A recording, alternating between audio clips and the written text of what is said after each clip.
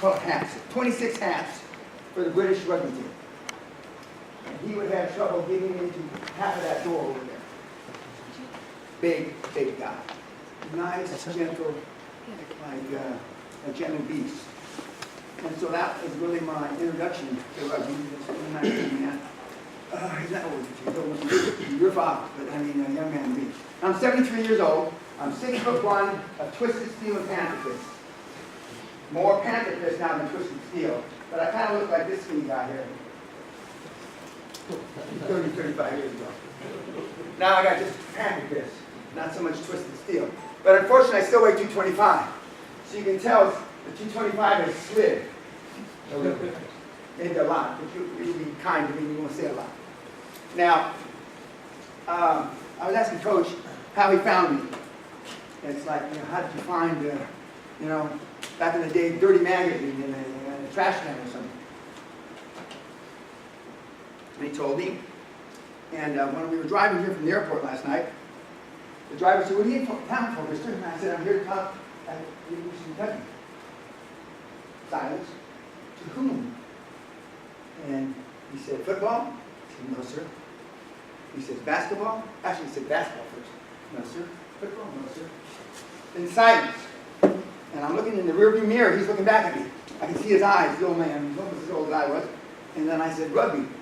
And I thought he was going to swerve off the road, slam on the brakes, because I don't think he even knew you had a rugby team. I said, "Yes, I've been asked to pump a little more resolve than they already have about winning in the rest of the tournaments they have to play." And he didn't say anything. Now, back in the day, I used to go to Kentucky basketball games, Kentucky football games, and I used to be friends with the governor. And when we go through some slides, you can see why I was excited when I was asked. I've only been asked one time in all the years since I was here in the middle 80s to do anything for the state of Kentucky. And that was to make a speech for the guy that ran for lieutenant governor, I think, in 1996 and won. But other than that, Kentucky has lost my name. I used to be, maybe some of your relatives worked for me. I used to be one of the biggest coal producers in Kentucky. Independent coal producers. And we were in Harlan County, Hazard, and we had several thousand employees. And I kept what was Bow Valley Coal from closing down when I bought it by Great Western Coal, so I saved several thousand dollars. So, the governor was appreciative, to say the least, and as were the employees. And the gentleman who used to be the president of our coal company was a guy named Clyde Gomes. Clyde. Supposedly he had a third-grade education. But people that were as old as him said he played football for Kentucky. Now, maybe back in the 50s you could play football for Kentucky and only have a third-grade education. I don't know. But he certainly played football here. And when we took over the company, and it was a dry county, and first time I met him, there was a brown paper bag on the table, all sealed up. We were in a Holiday Inn, which is a big-time hotel in that part of the country. And I opened up the paper bag, and it was a bottle of Jack Daniels. Put that down, because I know it's dry county. And I said, "Clyde, is this for me?" He says, "Yes, sir. We hear you're into Jack." I used to be into Jack. I used to do a lot of bourbons. Jack is back. So we're talking about him staying on as CEO. I hadn't planned on firing anybody, but I have one rule in management. "What's that, sir?" And he's trying to take notes, and his fingers are all crippled up. And I said, "I don't believe in nepotism." And he goes, "What does that mean, sir?" "You can't have your relations working here. No brothers, sisters, aunts, uncles." He says, "Sir, your secretary here has 22 relations that work here. It's the only place, and we're all inbred from the hollers." He says, "Do you think you might be kind enough to kind of lose that rule and regulation of yours?" So I thought quickly, being a super world-class manager, absolutely. We now will have nepotism going forward. I just need a list of everybody that's related to everybody. 3 days later, I got 1,100 people on a list that were related, many of which intermarried. The stories about the hollers of Kentucky are all true, at least in the 70s and 80s. They're all true.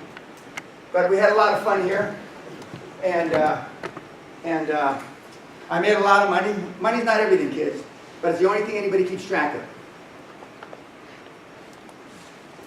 Oops. Yeah, going the right way. Now that's allegedly you. I'm doing my homework to prepare for this talk, and I prepared many hours. And you're going to see some other statistics about, not the rugby team, because you know those better than I, about the state of Kentucky, and about the history of rugby, and some of what are the history of the school. Now, how many seniors do we have? Juniors. What's after that? Sophomores. Freshmen. Okay. Well, my biggest pitch is going to be towards the seniors, because this is your last hurrah, right? So you're not going to leave anything on the field. The juniors, sophomores, and freshmen can do some fuck-ups. We're not going to allow it, but they can, because they're going to have another time to do this. The seniors, this is it. This is do or fucking die. So 55% of this talk is to the seniors, because I've talked to other groups that had seniors in them. Normally more seniors as a percentage than you got. So, but you got a good mix. That means you got good basis to coach from. A lot of freshmen with all the problems freshmen are. That's right. Okay. Now this is the main reason I'm here, because what she did for me and was nice to me back in the day. I am a Kentucky colonel. I am an admiral of the Kentucky Navy. Martha Collins, who was one first lady governor, and I believe is still the only lady governor you've ever had, was kind enough to appoint me to Kentucky colonel. I bet you didn't know you had a Navy. And I'm going to start using the colonel title, just like KFC. Now, since I'm a former Army officer, I feel more comfortable being a Kentucky colonel than I do an admiral. But this is why. They bent over backwards for me back in the day. Of course, I employed a lot of people. Almost 5,000 employees, a lot of people in Kentucky. And we made more money than God, Allah, and Buddha put together. We shit money. We were the highest paid coal company in the state of Kentucky. With all the nepotism. Even with all the nepotism. We paid well, and we were non-union. Which was a big deal back then. I won't get into why we were non-union or how I got us to be non-union, but I got us to be non-union. So I believe in paying back. I don't believe in the story about playing it forward like the movie. But I do believe in paying back, and so this is my way of paying back Kentucky, being here and helping you go into glory. Now, how do I stay fit? You've got a gym. This is my gym. I still work out 6-7 days a week. Cardio 4 or 5 days a week. I still weigh roughly the same. And I want to see the seniors 10 years from now, what they look like. A couple of you big boys, I hope you're not weighing 50 pounds more.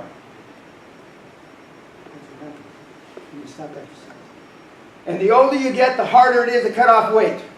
I am a living testament to that, even though I weigh about the same. I am the bionic man. These are the sporting injuries I've had. Artificial knees, artificial hip, artificial shoulders, no long head bicep, critical severe arthritis in my back, my neck, from all the beatings I've gotten.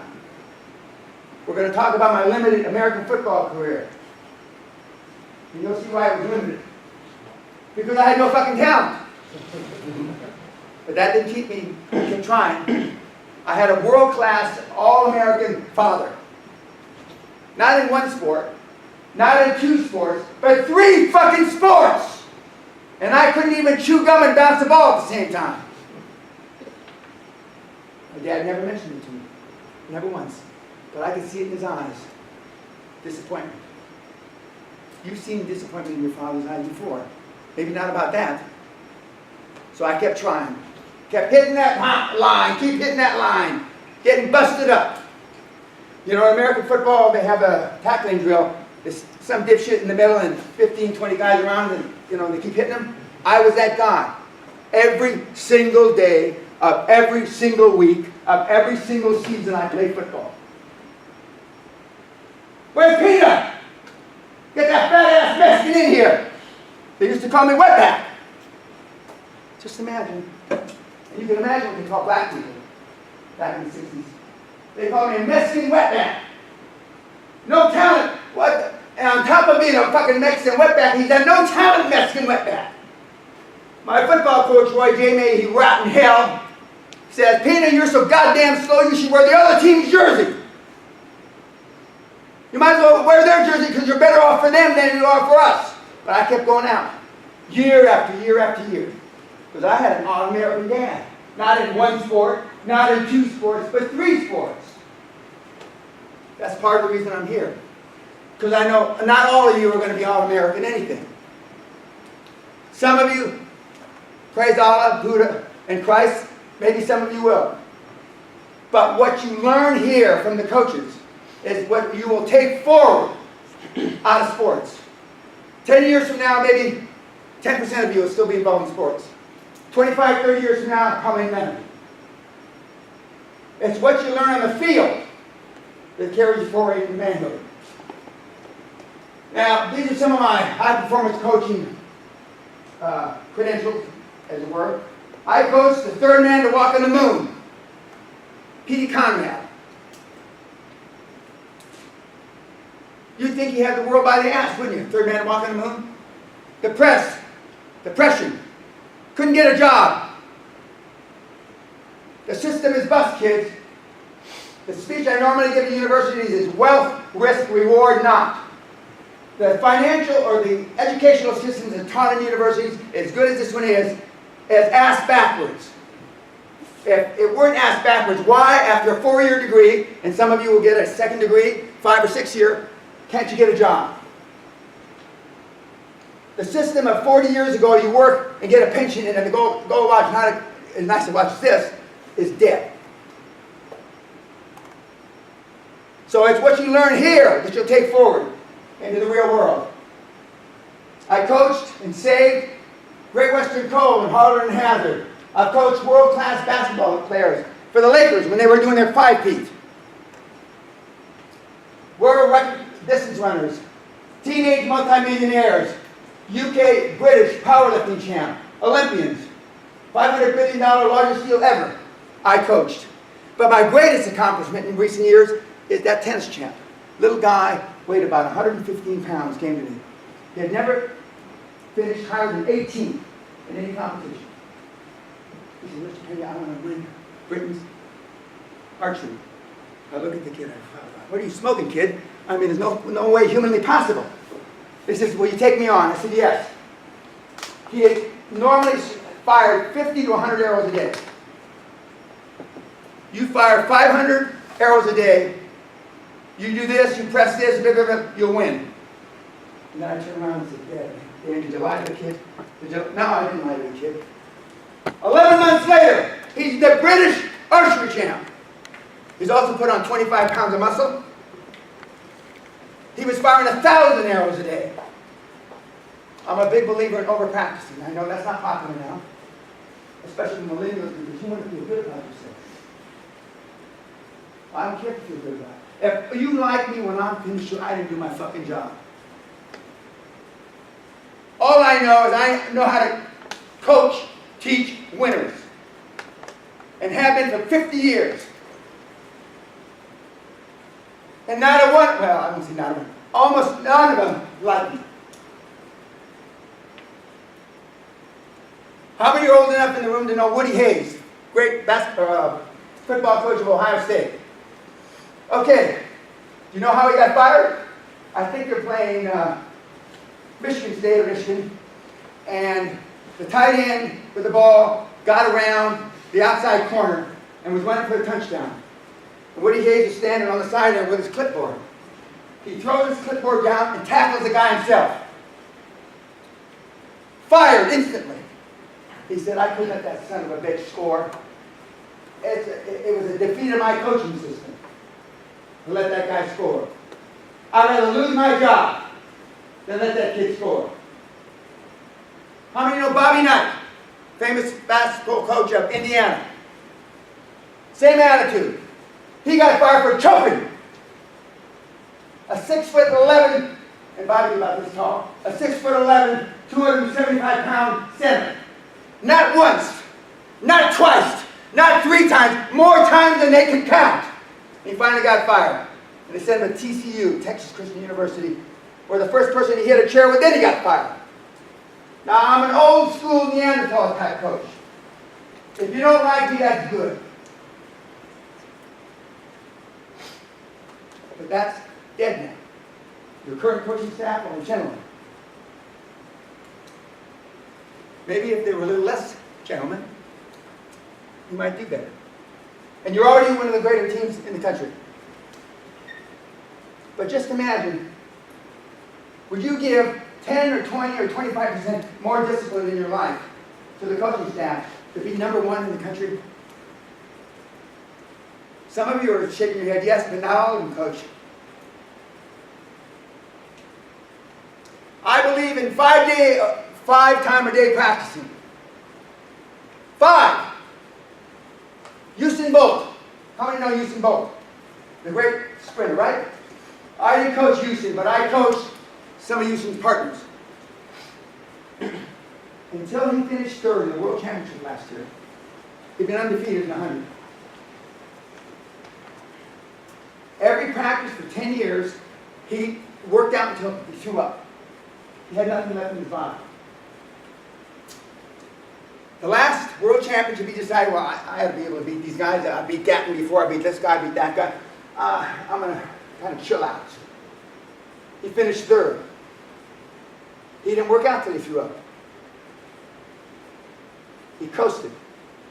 This is no time to be fucking coasting. This is when you put your foot to the metal. I coached a baseball team in California, 3A division. Their goal was to go to the state finals a few years ago. They went to the state finals and lost 2-1. Their goal was not to win the state finals, it was to go to the state finals. The next year, I got a hold of the coach, choked him a little. Their new goal was to win the state finals. They won 4-3 the next year. I've got another coach, another kid, Olympian. When he was 10 years old, he saw the Olympics on TV, 72, Munich Olympics. He said, I want to go to the Olympics. He was a cyclist. Went to the Olympics and didn't get anything. Not one gold medal, not one bronze medal, not one silver medal. His goal was just to go to the Olympics, not win anything.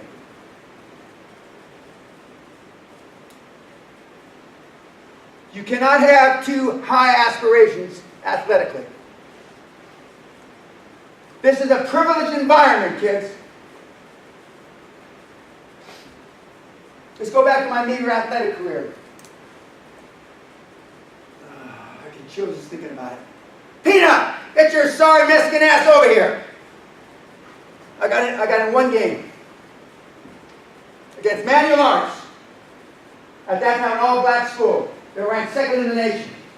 They had a fullback, a 265-pound fullback named Harry Wells, who had 20-inch biceps, 32-inch thighs. Fullback. They didn't allow us to play that team at night. We had to play them in the daytime. I'm the only thing, we were losing 40-2. Yeah, 40-2. They cried, Pena, send Pena in. The only time I got in a game. Harry Wells is barreling down on me like this guy. There's Harry with me, and I'm praying to Christ, oh God, why? Why fucking me? By the grace of Allah, Buddha, and Christ, I stopped him short of the goal line. That's the highlight of my athletic career. And that's why I have an artificial hip, because he jammed my hip up to my fucking Adam's apple. Of course, Harry's in prison, San Quentin, for murder. I didn't wish that on him, but he was still a hell of a fullback. He was an All-American. He could pass the ball. He could catch the ball. He could run the ball. He could run backwards fast at 265. He said faster backwards than we could run forwards. He was a gifted athlete. And an ungifted athlete like myself stopped. They carried me off the goddamn on their shoulders. They scored one more time and they beat us 43-2. Now that's not your heritage. Your heritage is something much different. You come from a team of winners. Coaches have done a good job. Could they have done better? Always. But you're never going to outperform your highest expectation. Never. My skinny arching guy, there's a couple little guys in here. I didn't know that you could have a skinny guy playing rugby. There's a few. They'll beef him up. They'll beef him up. Now, association is power, kids. You want people that are on the same mission you are.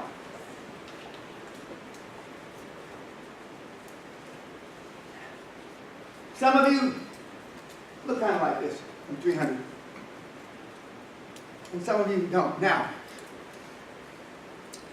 what we didn't know when I was growing up, I was born with peripheral neuropathy, meaning the nerve endings in my hands and my feet were dead and dying, i.e., I'm uncoordinated. But they just said I was an uncoordinated fat bastard. They didn't test for peripheral neuropathy back in those days. They said I was retarded because I was slow. I had OCD and ADHD, which I hadn't diagnosed in those days. They used to stand me in the corner with a dunce cap. And if I turned, dunce cap, one of those things on your head. If I turned around, they'd put me in a closet. They'd take the dunce cap off my head, put me in a closet. Until my parents would come pick me up. I'd be in there 4, 5, 6 hours. I'd shit myself and piss myself. They wouldn't let me out. Then my father would pick me up and give me a fucking beating again. Because the teachers and the nuns were always right in those days. Now just imagine if your little sensitivities endure that growing up. But it just made me stronger. Because it's not what happens to you in life, it's how you interpret what happens to you in life that builds your character, which translates ultimately into your destiny. Now I was a bad kid. You don't know anybody in grammar school who tried to kill his teacher. I did. I tried to kill my teacher. Fortunately, by the grace of Allah or somebody, I wasn't good at killing at 11, 12 years old. Coming from the neighborhood I came from, there was plenty of guys that were better at it than I was. I dropped an aquarium from the 2nd floor onto the teacher who pissed me off. Kind of reminds me of Coach, actually. He looks kind of like that. And he moved 6, 7 inches, and instead of hitting him in the head, it caved in his clavicle, and his shoulder was down here. Now, if I had unfortunately killed that teacher, I wouldn't be here today. I would have gone to prison, blah, blah, blah. So all these things that happened to me made me a stronger person. Now, normally, what I tell the audience is, even though this is a dry school, except for football, etc., a stiff drink and a good fuck would kill everybody in this room.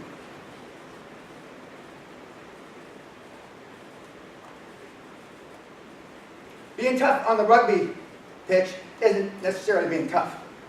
I just came 4 days ago from transitioning out Navy SEALs, Delta Force, and Green Beret badasses. They asked me to come and talk to them. I wonder why. And the first lady fighter pilot to kill ISIS with bombs. She was the first lady to bomb them. Why did they ask me? Our vet. Because they want somebody that knows, take no prisoners. Failure is not an option. It's not even a thought. That's why my credentials, as they are so varied. From a little skinny wimp pulling back a bow, to Olympians, to the third guy to walk on the moon. I know how to get the ball in the net. Or more importantly, I know how to get you to get the ball in the net. Remember, my heyday was Harry Wells falling on top of me. holding his big thighs, bigger than my waist, and praying to God he didn't wiggle forward. And then he helped me up off the ground. Big piece of shit. He held me up like this, and he patted me on the goddamn head. Good tackle, kid. I wanted to gouge his fucking eyes out. It wasn't a good tackle. It was the only tackle I ever made. The only tackle. Now, I am not the All-American coach like Newt Rockne at Notre Dame. He patted me, he went to prayers, and I know you had prayer class yesterday. He took him to Mass, and he took everybody to confession. He was a good guy. I'm not that guy. But if you want to know how to win, your coaching staff brought the right guy. And I'm proud. I'm overbearing, but I don't know how to lose. I haven't lost in such a goddamn long time, I don't know what the fuck it feels like. My kids don't know how to lose. I have teenage multimillionaires flying their own jet planes around.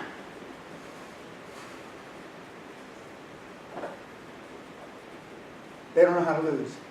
And to the extent that you follow in the historical track record of the other athletes that I have the privilege of being with, you won't know how to lose. And when you do, God forbid, not this season, but in another lifetime, you lose at something, you'll say, what did that old fucking man talk about? Remember that old crazy bastard the coach brought in to talk to us?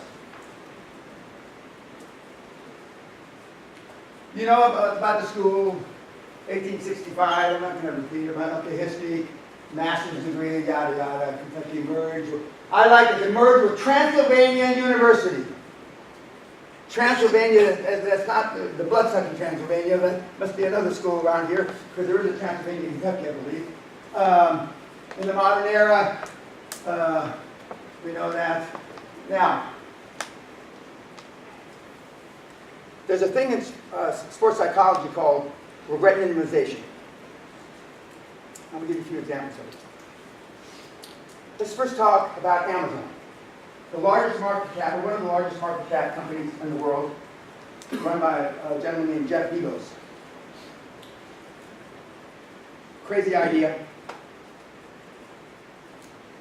He makes his decision-making process based on what will I feel bad about when I'm 80 years old? When I'm 30. I make a decision when I'm 30. Will I feel good about the decision when I'm 80, or will I feel bad about it? I didn't know anybody else did this other than myself. I am here so you do not regret, God forbid, not performing at 100% in your next few encounters.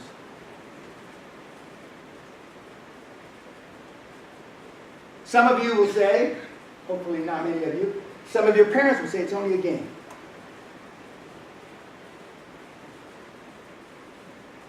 Ask your parents after the season's over. Not before the season. Would you like me to grow up and be just like you, Mom? Would you like me to grow up and be just like you, Dad? You already know the answers, don't you? 95% of them will be saying no. 25 years ago, I got an award for being the most distinguished alumni of the university I went to. And my father's being interviewed on CBS, and they said, Mr. Pena, you must be really proud of your son. And he says, and he looks right in the camera, and he says, yes, I'm proud, Dan, but my son's success is not because of me. My son's success is in spite of me. Because my dad knew he had nothing to do with my success, other than being a hard ass. When I played football, to the extent I played, the game on Friday night, right? You get out of the locker room, 10:30, right? Everybody goes out and have a good time. That's still the... My dad's standing at the locker room door. I walk out, and he grabs me by the hand. We're going home, Daddy.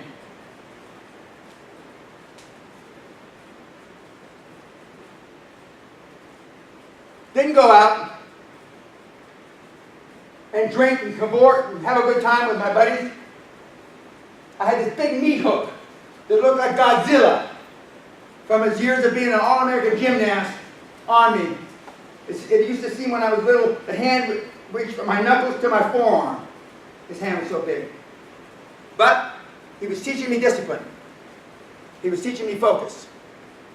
Now, if I'd been a star quarterback, I don't know if he would have treated me that way. But since I never was a star athlete, as I got older, the peripheral neuropathy settled down, and then I realized, though my hand-eye coordination was poor, what it was good at, I had no fast twitch muscles. I had like 3 or 4% fast twitch muscles. A lot of you guys probably have 60, 70% fast twitch muscles. All I had was slow twitch muscles. What are slow twitch muscles good for? Then nothing. Now long distance running. So as I got older, in my mid-30s, late 30s, I discovered I could run. I ran in Boston with distinction. I run 100-mile marathons in 22 hours. I run 50-mile marathons in less than 8 hours. If I had known that when I was a kid, I would have been a goddamn Olympian. But I was just a retard. Uncoordinated retard growing up. Now, most of you in this room have been athletic all your lives. Yeah? Okay. Some of you have been super athletic. Gifted. I didn't suffer that. I used to dream about being a gifted athlete. I had a nightmare last night, waking up. But it's not what happens to you, it's how you interpret it. I personally think the coaching staff, they're great. Not just this coaching staff. All coaching staffs around the world are too soft. But I know they're dealing with prima donnas. See, I told you off the team, give me any shit. You don't like my discipline? Get the fuck out. Don't let the door hit you, your big ass on the way out. I don't care how big you are. And maybe all of you quit. And that's fine. That's what it's meant to be. But we take, as adults, as coaches, too often second position behind the athletes. Look at the prima donnas that are playing basketball. Look at the prima donnas that are playing football. That are making tens of millions of dollars, right? For what? Entertaining you and your father in front of a TV, drinking beer on the weekends. Why? What's happened with the system? We've allowed it to happen. But regret minimization from this day forward, you're going to understand there's two different ways to do anything. There's the way that you can minimize your regrets, in other words, be all you can be, or you can go the easy way. Conventional wisdom, political correctness. I believe with all my heart political correctness is a manifestation of a lack of self-esteem on the planet today. We don't have any of these anymore. And when I go to all-girl universities, they say yes. Can girls play rugby? Yes. Yeah. Here? Yeah. Yep. Okay. I was going to crank it up a tone for my filthy jokes with the greatest respect, ma'am. If there were any lady players. Now look where we are in the world. Do you have safe space on campus? No? When we were at Krakow University last year, they have a whole floor on the third floor of the physics building. Krakow University, one of the great technology schools in Eastern Europe. It's a safe floor. So if you need a place where no bad vibrations are going to get you, you can go to that floor. I said, are you fucking kidding me? Are you kidding me? I'll give you your safe. Now this is one thing I don't have a regret for. Like attracts like. If you're a powerful, weightlifting, my one weightlifting story. I benched 395 pounds back in the day. Why didn't I bench 400? Because my moron spotters didn't put the collars on. My spotters say, well, you benched 400. No, I didn't. I never got close to that again. The best I ever benched after that is about 380, excuse me. That's my weightlifting story. I only have one. And I could sit down press 200 pounds. Sit down. Military press. That's the extent of my weightlifting. But when you find somebody, powerful people are attracted by powerful people, not just weightlifting, but because you do what you say and you say what you do. When you go out to play in the next few days for the coaches, and they're going to expect all you can be. By definition, you have a contract. They're going to give you the best coaching they know how, and you're going to give them the best performance you know how. But that's not good enough for me. I want you to outperform. I want you to be better than you've ever been. And you've all got it within you. You've all got it within you. One of my kids just performed a Ironman. And I told him, he's a six-pack, 4% body fat, all that bullshit, you know. But I said that you're going to regret if you don't leave it all out on the field, whether it's in swimming, the bike, or the running. When I became a good runner, not world class, but a good runner, they used to come to me, like you see in the Olympics, a guy will go out and run the first half and then drop off, and then the other guy can make the record. They used to come to me.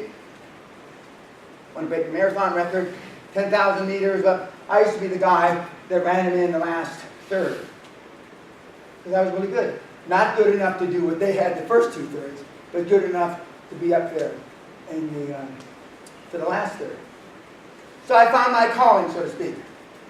And that's really the beginning of my coaching. Jim Ryan, the greatest miler, never to win a gold medal at the Olympics.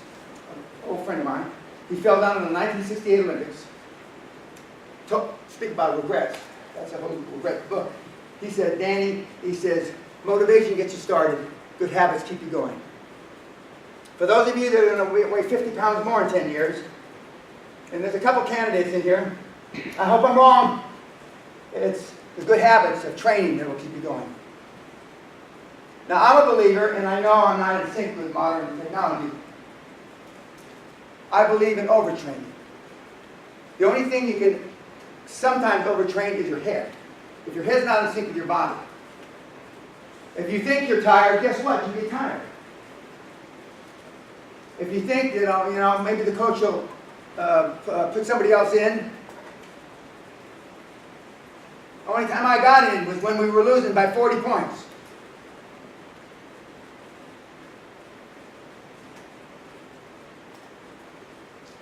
Now, we're not going to go through this list, but just look at the list, read down it quickly, and see how many of these things you've done.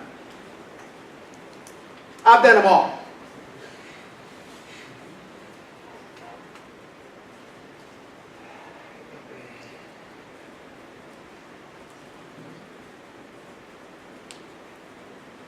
You don't have to answer, coaches.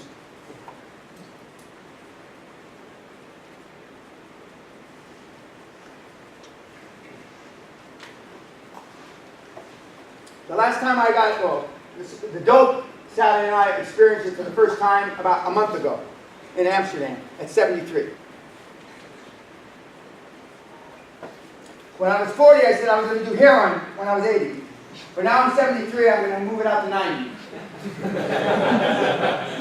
My dad only had one goal for me growing up, to keep me alive till I reached the age of reason. Keep me alive. Not finish school, not get good grades. I've been arrested at least 5 times, thrown in jail. I flunked out of university 3 times. Came back after the military, graduated with honors. Tried to kill my teacher in grade school. Tuned up a lot of kids. I used to like breaking bones. I used to like the snap of a forearm. I wanted to be a priest, for God's sake. I used to teach Bible study, catechism, altar boy. Then I discovered girls. And I've never been the same. I've never been the same. But I've done all those. Including the felony. The last time I was arrested was assault with a deadly weapon on a policeman. Not like some of you guys that think you're bad. I was bad. I was tough. And I wasn't even the toughest in my group. As big as I am, I was the smallest guy. And but the guys, back in the barrio, my barrio bad boy from East Los Angeles, they were tough. They didn't talk about. First thing he was hit by a board, a chain, or a brick. And I'm not suggesting that for any of you in this room. I'm just telling you, I'm a product of my social and economic milieu. And you're a product of your snowflake social economic milieu. But it doesn't have to end this way. It doesn't have to end this way. When I was a kid, normally in trouble, normally alcohol related, in fact almost always alcohol related, I did crazy things.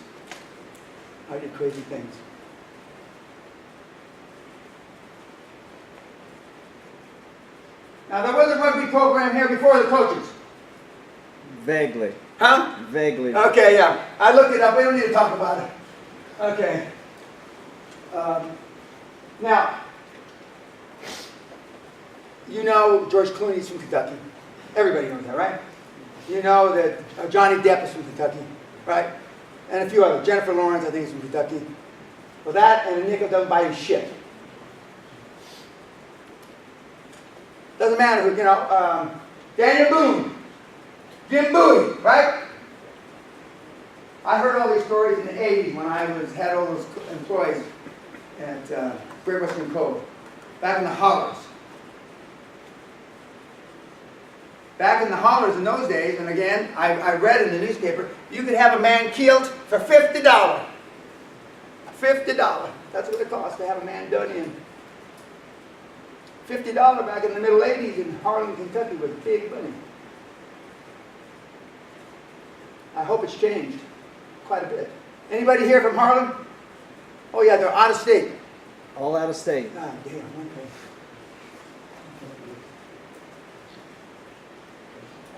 Happy Chandler.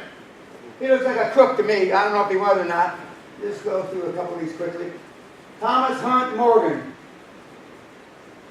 Of course, Mitch.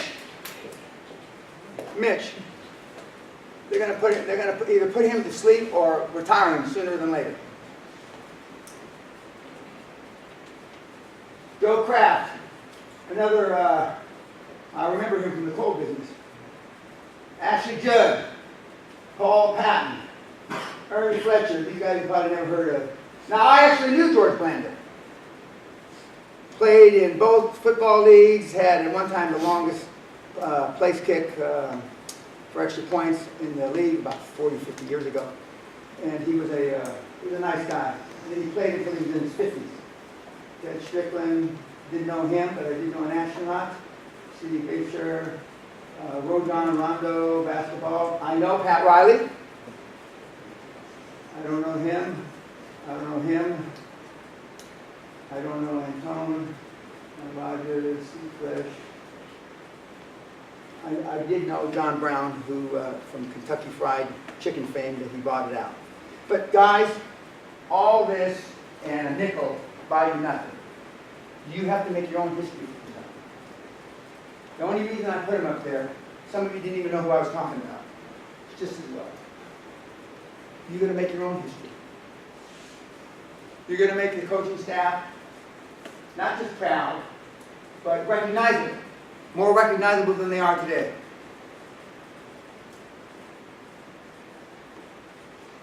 This is arguably a two-sport school, and we both know which two sport schools are. Now, back in the day, the basketball program has won 8 championships, if my memory serves me correctly, under 5 coaches, something like that. Well, I used to be friends with the Wizard of Westwood, who won 10 championships at UCLA. When I went there briefly before I got flunked out. In 1964, before you were born, maybe before your parents were born, I went to San Jose State University. Why? Because Playboy magazine voted it the most likely school to get laid at in the United States of these Americas. So I went there. Playboy School of the Year, and I flunked out of there! We used to have Suns at Sunrise parties where the girls would turn over police cars, rape policemen, set the sororities on fire. And then when they got banned from the campus, they went out to the railroad yards and they had parties they'd throw the bums out of the railroad cars and bring cakes in and have parties there. It was a party in school. And I couldn't even stay in that school.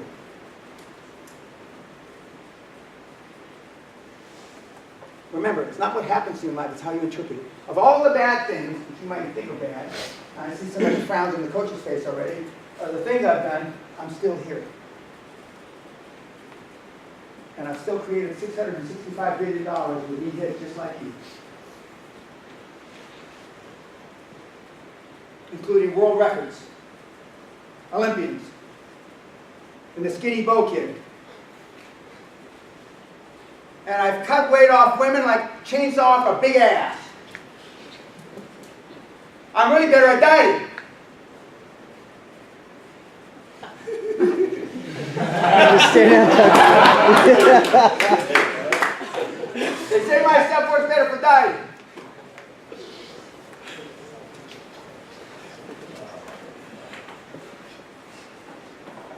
We know about Bowie, we know about Boom.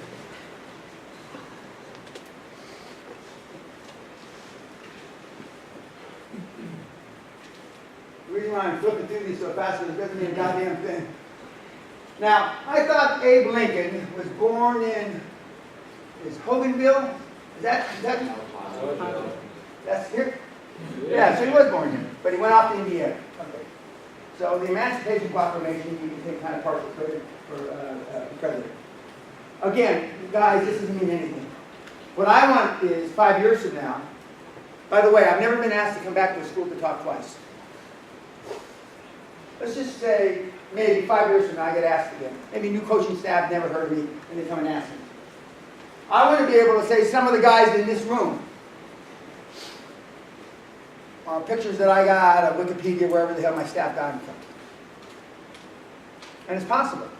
You will never exceed your highest expectation. Like the team that was going to go to the state finals, they finished second, then they finished first. The kid that wanted to go to the Olympics, they never got him in. I have dozens and dozens and dozens of those stories. My best story, I wish I had something to do with it, the 1980 Olympics, Winter Olympics, where the miracle on ice happened, where the USA beat Russia, I think it was Russia, in the finals. They were ranked 25th or out of 25 or 18 out of 18 places, and they won. They still talk about that. Because their coach at the time said, we're going to the Olympics to win. And I'm sure some of the players are, it's all smoking. I mean, Jesus Christ, we haven't only won one game last season. But see, your subconscious doesn't know you're full of shit. Your subconscious doesn't know that you're dreaming. You can't have a dream come true unless you have a dream. Those other teams that you're going to play in the next few days have already got their own expectations based on their history. You may or may not be in their agenda. I hope you're not in their agenda. So when you surprise them. Remember, I am a non-athletic guy that found out he has some athletic talent late in life. Late in life. You kids have found out you have athletic talent now. But you haven't even scratched the surface. The only people that I knew on this list were Clooney and Depp, and I guess Lawrence. I never heard of anybody else. Again, it doesn't make any difference.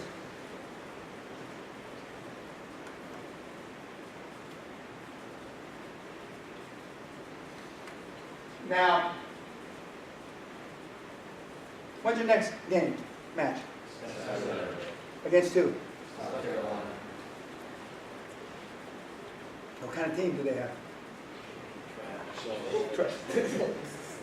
Don't be too cocky. I mean, anybody can win on any given day. Yes, sir. Historically, very, very good in the past, but now we consider ourselves.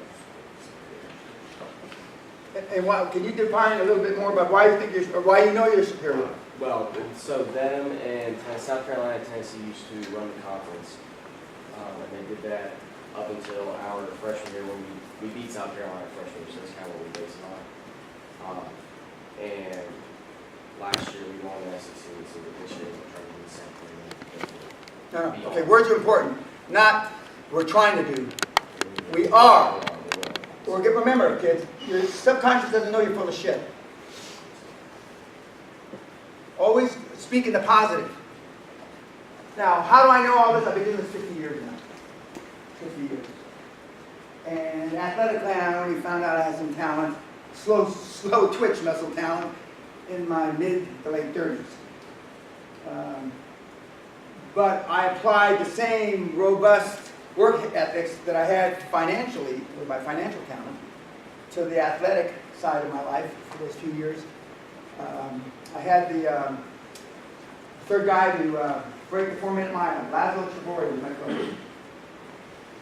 Oh my God. He used to say, Mickey Gorman, who won the 77 Boston Marathon, was my teammate. And she used to drag me around. I was her partner on her slow running days. She was a world record holder, marathon. I was her partner in the slow days. And when we would show up for training out in the San Fernando Valley, Laszlo would say, "Oh my God, it's Pena again! He is slowing up our whole team's time schedule." Because the fast guys that were running around the quarter of a mile track were lapping me. But I was there because Mickey was doing slow. So when I ran the Boston Marathon, I lined up with Frank Shorter, Olympian. This is my day, I thought. I was wrong, but I thought it, because I knew my subconscious doesn't know I'm full of shit. But my talent knew I was full of shit. Went out, collapsed at the 17-mile mark. They took me off the field, put me in an ambulance. I woke up 17 minutes later. I go, no. I jump out of the ambulance, go back and finish the race. But at some level, your subconscious doesn't know when you're full of shit. And when I lined up with Frank Shorter, the reigning Olympic champ, these muscles and these tired legs realized quickly, at about 5.5 miles, that I was going to be through sooner than later. But the other team, who else are you playing after that? Go ahead, somebody. The winner of Tennessee and Alabama. Okay, and who's supposed to win that? Tennessee, Alabama. It's awesome. It's a tough game. It's going to be a good game. I'm not sure who's going to win. Who would you rather play? I'd like to play Alabama. We have not played them yet. I'd like to get a chance at them. Who's ranked first in the conference? We are. Woo! That's a big advantage. You can thank your talent and your coaching staff. Now, normally I would say more your coaching staff and less on your talent. But I don't want to hurt your little feelings because I know you're millennials and you're all sensitive. That's what I really think. That's what I really think. Guys, it will say next year, another year added on to that record. And when you go out there, I realize that rugby is a rough sport played by gentlemen, and soccer is a gentleman's sport played by ruffians. But I want you to be selfish as a team, to do all you can do as long as it's, well, I guess, legal, moral, and ethical.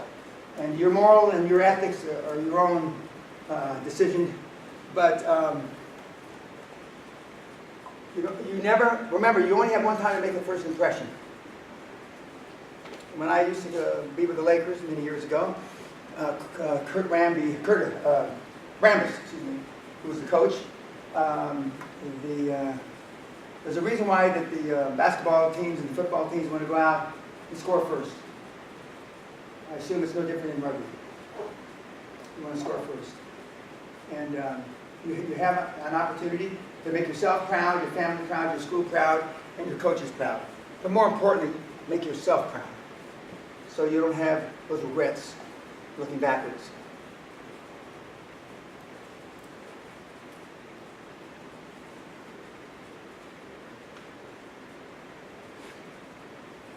don't see anybody, well, looks like this. But you know the picture, right? They didn't know that they all died. That's not the reason for the metaphor, that they all died, okay? And that the hunchback ratted them out. That's not part of the metaphor either. Part of the metaphor is that they went into win against the odds.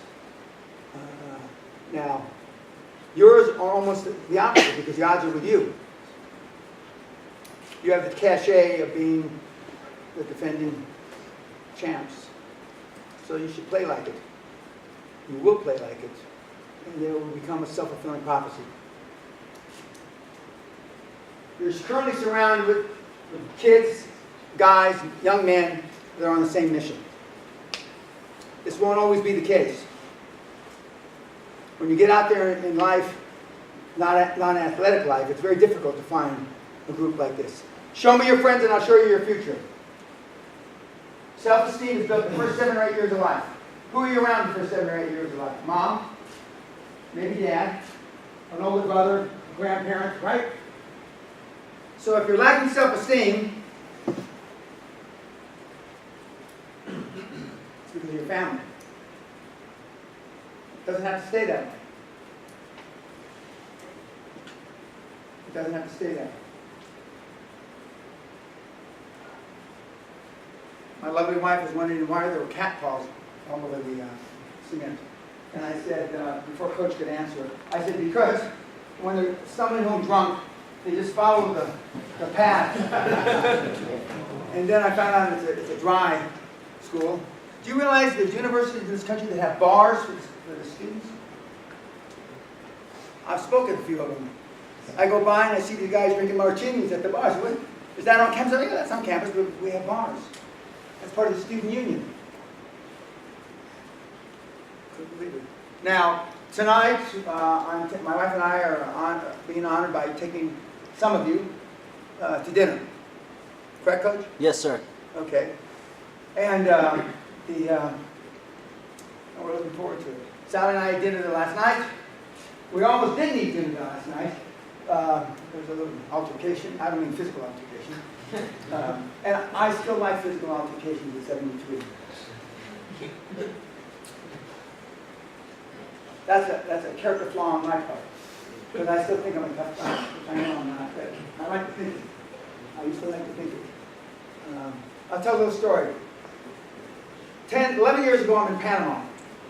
And we ran a bank. And bank is a euphemism for laundering money, we did launder money. And they wanted us to launder money. We ultimately closed the bank down.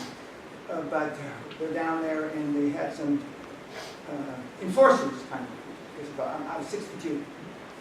About the same time I am now. And you all have bodyguards. Everybody got bodyguards. With guns and stuff like that. And one of their guys said something that I didn't like. And to make a long story short, at 62, here I am trying to wrestle around in the parking lot with guys 25 years old. Fortunately, I didn't get hurt. And I hurt at least 2 of them. So, just like the guy that ran over me, Harry Wells. Okay, so that's the last time that I did anything like that. But I'm still up for the fight, and I know you guys are still up for the fight, and I won't accept anything but victory from you. I won't accept anything but victory. And if the coach wants me to, when you're victorious, I'll come back and talk to you again. And because you're the future, even though I don't think much of the future of the country, because I don't. Snowflakes melt under pressure.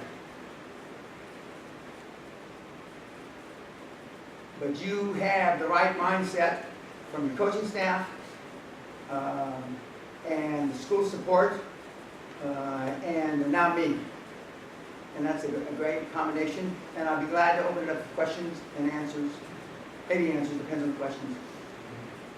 Questions from you. Dan, one of the... Hey, Slim. Excuse me, Slim. Don't you have anything to say? Do you want to know anything about my dieting? How much you weigh? 275. At my peak, I weighed 287, and I couldn't get over 290. 4,000, 5,000, 6,000 calories a day, I bet you don't have that problem.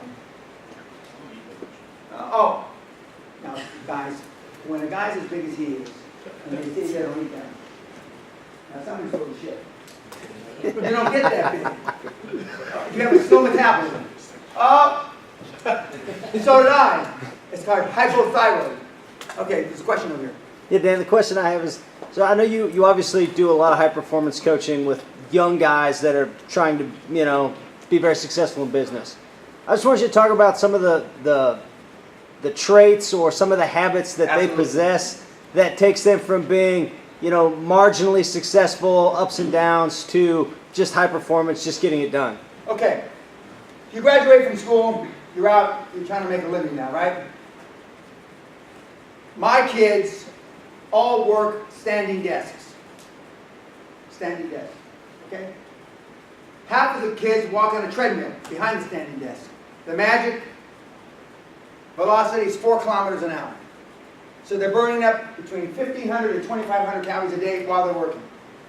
That's not counting the gym and all the other stuff. That's number one. Number two, they all work out 4 to 6 times a week. Cardio and weights. Number three, they eat right. Not 6% body fat, not six-pack. I mean, they eat right. And you guys all know by the time you're your age what eating right is. Next, you are who you hang around with. If I were to judge you by your 4 or 5 best buddy mates, what would I say? Probably not too much. Assuming that you can go to sports bars and drink, if you're going to sports bars and drinking and farting at the jokes, 20 years from now you'll be going to sports bars drinking and farting. Would you want your child, if you had a child, to be like one of the 3 or 4 guys that you hang around with? The answer's probably no. Actions have consequences. There is no work-life balance. There's work-life choices, and they have consequences. I still work 60 or 70 hours a week, and I haven't had to work for 35 years. People ask me, Mr. Pena, how do you get up every morning if you don't have to work for 35 years? I'm a barrio bad boy who lives in a 15th century storybook castle, like Disneyland. The successful kids that I coach that fly around in jet planes now, and money's not everything. The only thing that anybody keeps track of, making $1 million, $2 million a year, work like dogs, 120 to 140 hours a week.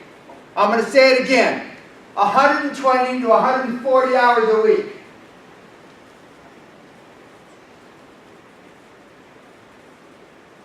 The high performance kids want to continue to learn. They find a mentor, somebody that is where they want to be today, and they mimic, model, copy them. By the way, all this stuff's free on my website. I'm not selling anything. It's all free on my website. When I was your age, I was a young Army officer. The only thing that I did of any repute, when the United States Congress makes you an officer, they say you're an officer and a gentleman. The only thing I was ever good at is flunking out, getting in fights, getting arrested before. So I'm a young officer and gentleman. That changed my life. When I got out of the military, I went and found people that were super successful, which meant super wealthy. And I mimicked them. Aristotle, Plato, and Socrates started mentoring 2,000 years ago. Normally, and this is a shitty thing to say, you cannot say families without saying lives. For those of you that got their heads screwed on straight, your parents did an all right job. For those of you that didn't, your parents fucked up. And if I've had parents and grandparents sitting here with the kids, 2 kids, and I ask the mother sobbing, the answer is, I did the best I knew how. You don't know what you don't know. If I went and asked your parents tonight, that's the same answer they'd give me.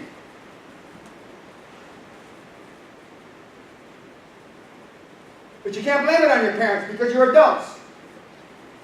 To me, you're not adults because you're the adult. The coach is barely an adult to me at 38, but I mean because he's still a kid. You've got to take responsibility. The kids take responsibility for their own actions.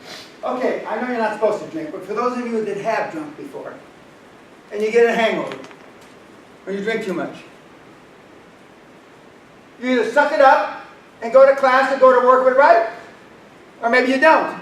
Maybe the snowflakes now, they just roll over and go to sleep for 2 or 3 days. The high-performance kids that I've had the privilege of training for 25 years and being around for 50 years all take responsibility for their actions. They don't blame it on somebody else. Even though I gave you a reason to blame it on your parents, because that's who raised you. When I was talking to the Navy SEALs a few days ago, we had a guy named Leslie Wong. And I'm sitting there talking to him, and I'm trying to see if he has Asian eyes. And I Wong. I said, excuse me, young man, but you don't look Chinese to me. He laughed. He said, no, I'm not. I was a product. My mother didn't know she was pregnant until she went into labor. Everybody understand what I just said? How can you not know you're fucking pregnant until you go into labor? First class mom, huh? She dropped me off, and I was adopted by this Chinese couple.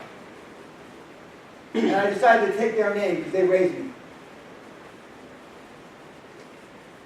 We've all got a story like that. For those of you that grew up with single parents, one parent at home, normally the mom. And normally the mom is loving and nourishing.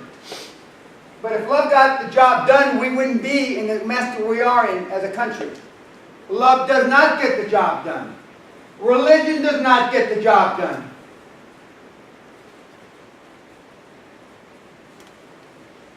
For this world not to go, this is one man's opinion, for this world not to go down the toilet, a lot of things have got to change. Full disclosure, I know President Trump. Full disclosure, I haven't talked to him in 25 years. But he's done 17 of the 20 things that I predicted when he got elected. There's only 3 things he hasn't done. Bomb North Korea, bomb Iran, and bomb Syria. Those are the only 3. And I know the next 20 things he's going to do when he gets reelected. He's following his game plan from The Art of the Deal when he wrote that book 30 plus years ago.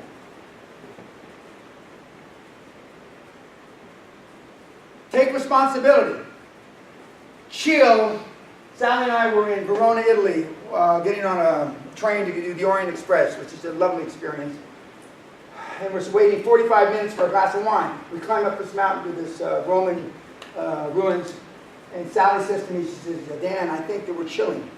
What do you mean, honey? We're waiting 45 minutes for a glass of wine. I think this is chilling. Bill Gates doesn't chill. Steve Jobs didn't chill. Bezos doesn't chill.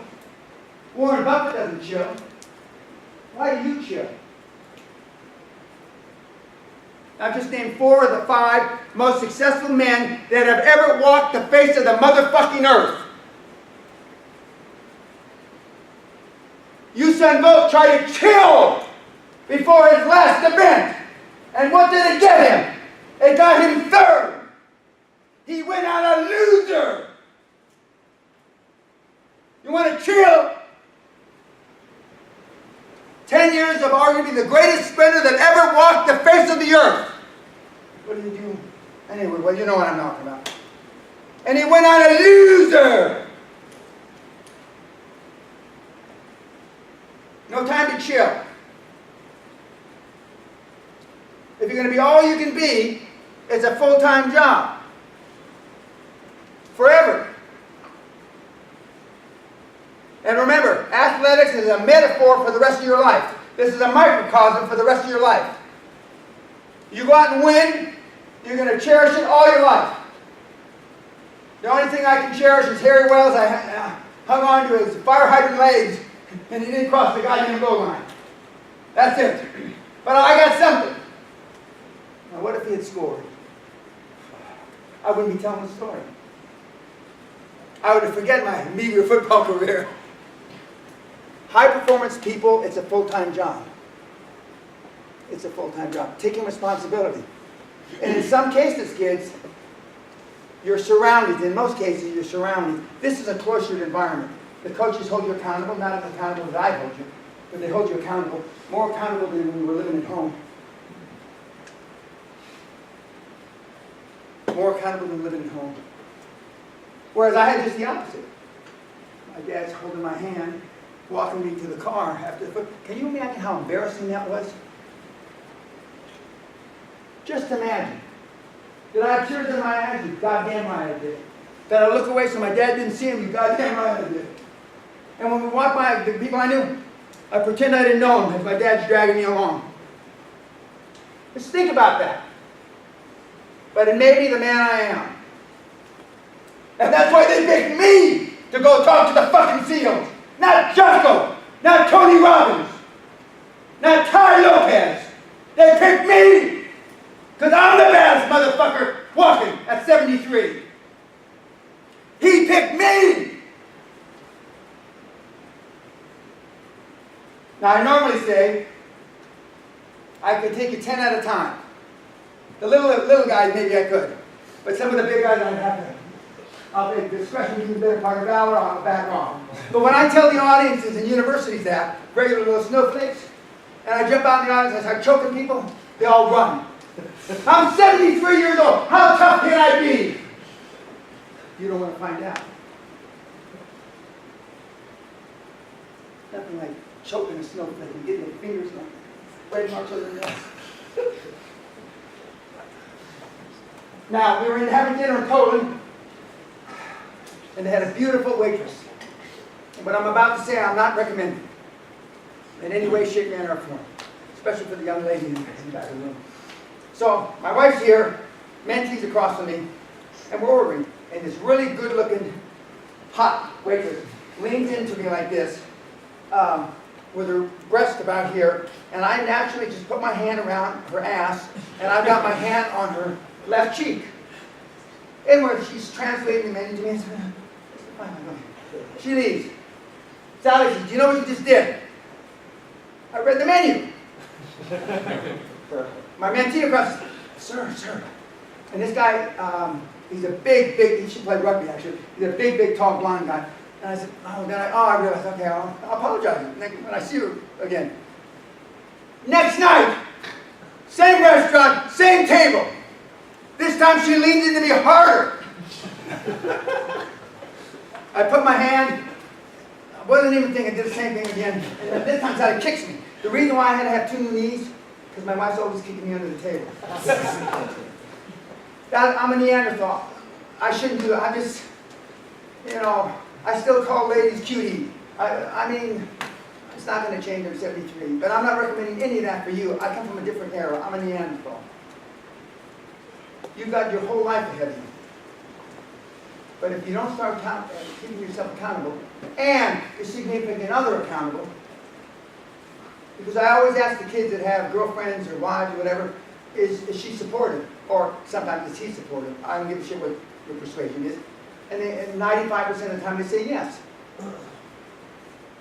And I say no. The first birthday you miss, the first Christmas you miss, the first time you forget your anniversary, all of a sudden that support goes down the toilet. Because when you tell them we're going to make a lot of sacrifices being an All-American, or we're going to make a lot of sacrifices getting rich, their sacrifices are the benchmarks they saw. And remember, kids do not what you tell them to do, kids do what they see you do. Just as you're a product of you doing what you saw your parents didn't do. For those of you that just had mom for a parent, you know what I'm talking about.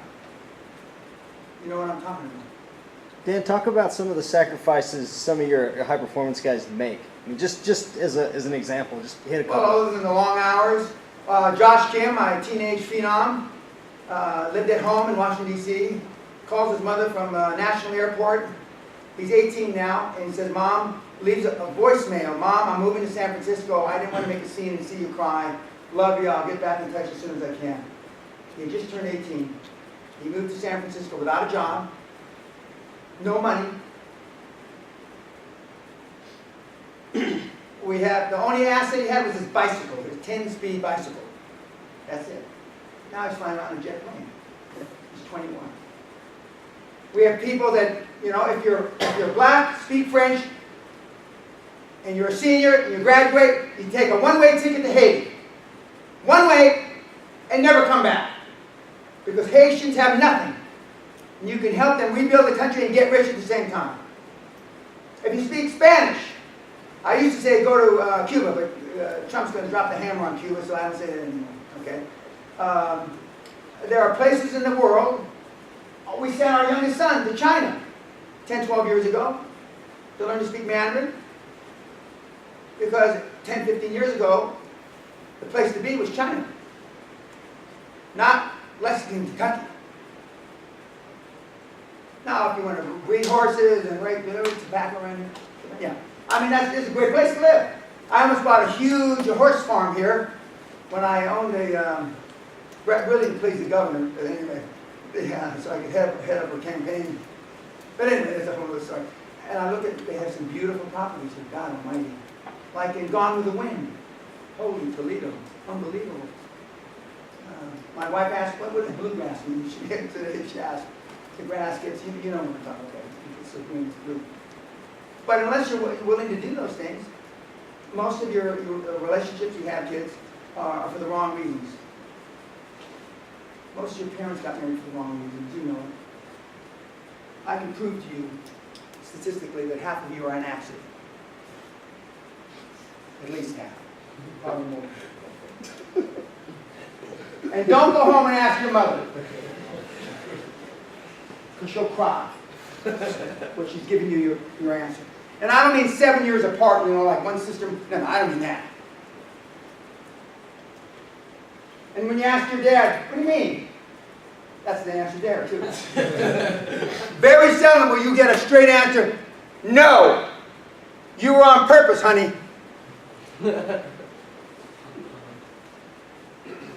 It's been proven that you can hear what's happening since the second trimester in your mommy's tummy. That's from the 4th month on. Okay, there are college students are living together, and your father, biological father, comes home, and your biological mother says, "Oh, honey, we're pregnant." I don't even get into this "we're pregnant" shit, because I don't believe that. We're pregnant. You're pregnant. But that's a whole other story. We're pregnant. We're pregnant. And then he goes, "Pregnant! I'm 2 car payments behind. We're about to repossess the house." What do you mean we're pregnant? You heard that in your mom's tummy. And then you wonder why your dad treated you the way he did.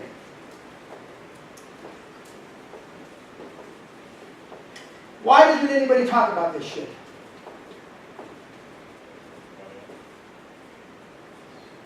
The truth hurts, excuse me.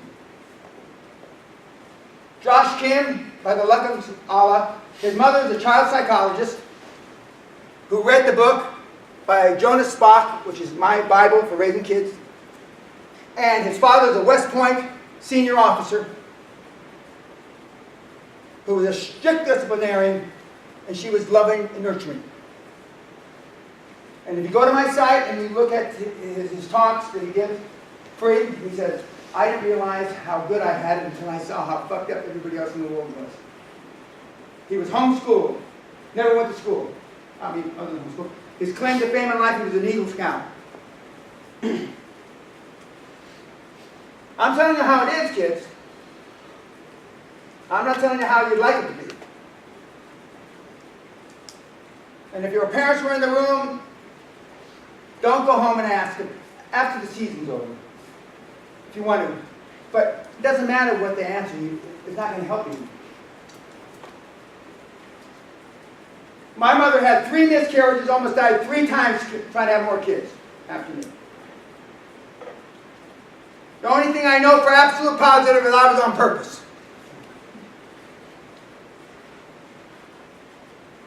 That and a nickel won't buy you nothing. Anything, nothing, nothing. By the way, when I was going to boot camp in Fort Orange, California, 1966, I volunteered for the draft during the height of the Vietnam War. I had an old E7 from Kentucky. And he was, at that time, a racist guy, funny as shit, nice guy. And he's one of the ones that was the nicest to me about being a Mexican wetback.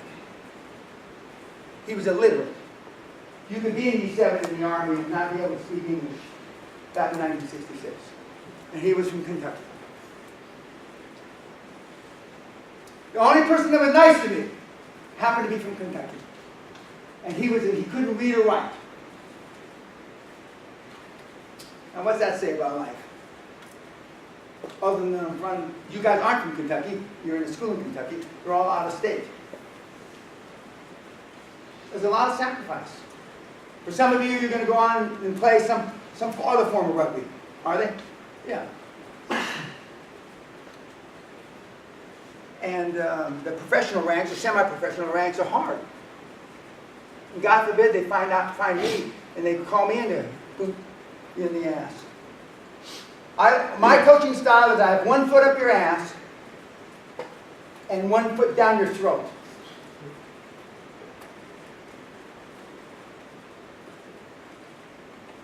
But I know how to pump resolve up your butt.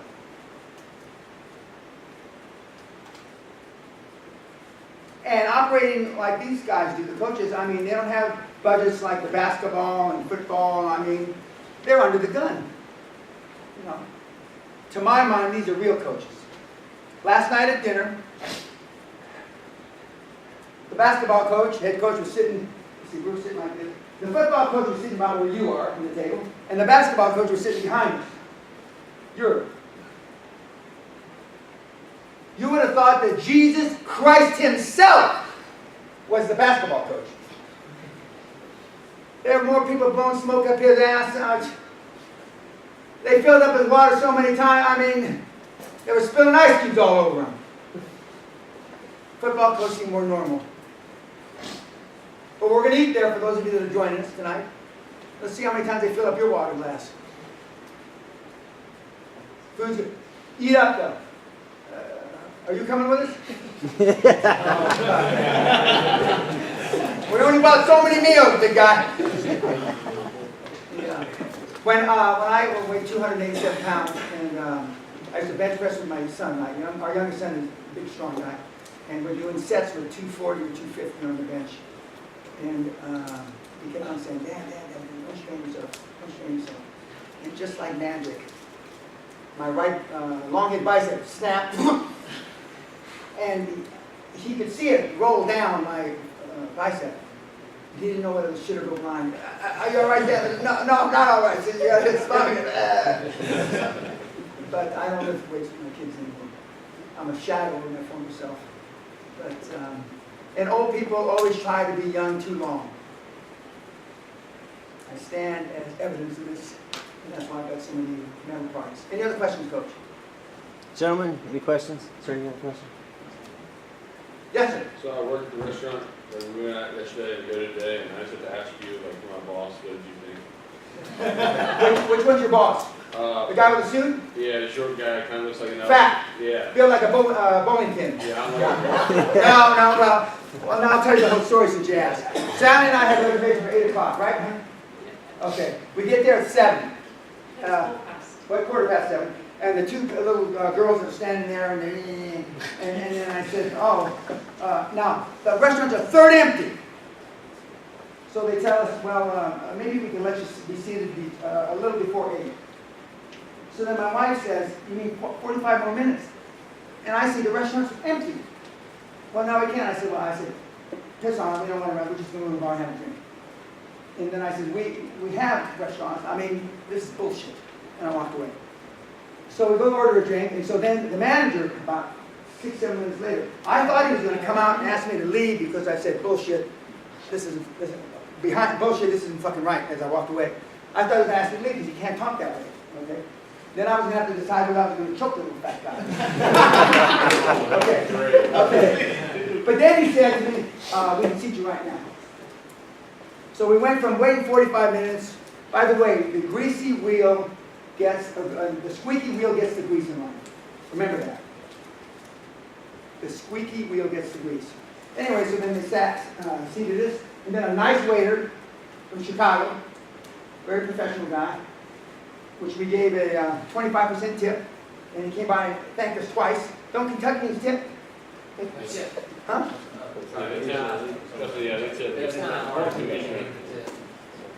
No wonder he was so surprised. Sally and I, we worked at jobs when we were your age, waiting on tables. We got tips. I used to park cars. I used to park cars at a place in Beverly Hills. where the LA Ram guys and the Lakers used to, just when I was a kid, and they'd come and give you 25-cent tip. It was $5 to park the car, and they give you 25 cents. I used to throw the 25 cents back at them. No wonder. But we'll just have to see how much tip we give the guys tonight. Yeah. But that guy that waited on said they had 2 guys on the rugby team that worked there. Yeah. But the manager needs some, not table manners, or leadership 101. Yeah. But the 2 girls behind the desk are pretty piss poor. I mean, if you told somebody in Beverly Hills or New York City or someplace not out of the way like Lexington, oh, they would have ripped her. Good. I mean, their first priority for the hosts is then they have to be above 7 out of 10. That's like the first priority for the job. I'm not. You mean looking? Yeah. Well, if those are 7s in Kentucky, by give me a break. I mean, but those girls could scare a bullet off a meat truck. Hey, I never said they were great. I said that's just their discrepancy.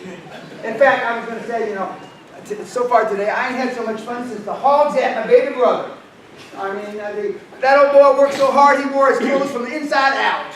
And when I got into Hazard and Harlan, and these guys talked like that, I couldn't believe it. I couldn't believe, you know, that, I thought that was only hillbillies in the movies. Other questions? Yes, sir. Earlier you had mentioned a little bit on varying your interest in your trade. I was wondering if you could speak a little more to that. Training? Just your trade, your interest, what you're doing, varying that. Well, I'm against involved in focusing on about single 30 things. companies. The hottest industry on the planet right now is healthcare. It has been for 30 years. A mentee of mine is currently governor of Florida, Rick Scott. He's running for Senate. Because old people like me don't want to die, so they keep on trying to prolong.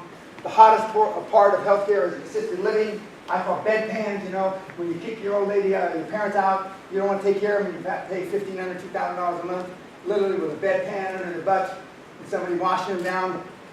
Big margins.